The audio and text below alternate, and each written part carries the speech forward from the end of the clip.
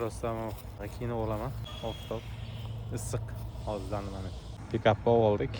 Ichkarida yuklashdi, tashqarida boylaysan dedi. Okey dedim. Mana shunaqa narsa oldik. Endi bilmadim bu nima narsa ekan.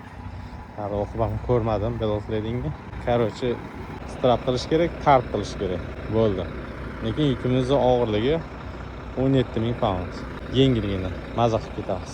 Nasib xudo xolasa. Bu yukimiz Illinoisdan Nevadaga. Boshladik. Mana shu narsa juda opasli narsa chiqib ketsa yo'lda frontani boshini qatag'ini chiqaradi. Mashina bilan qo'shib. Juda ehtiyot bo'lish kerak. Bu blanket ugullariga tashlab chiqamiz, chunki tarpimizni yirtib yuborish ehtimoli katta. Bu shart va majbur. Bu narsa kerak. Mana shunaqa tepasiga chiqishimiz kerak. Drayverchilar aytadi-ki, joniga zarar, nimani biladi, o'qimdakda ishlab.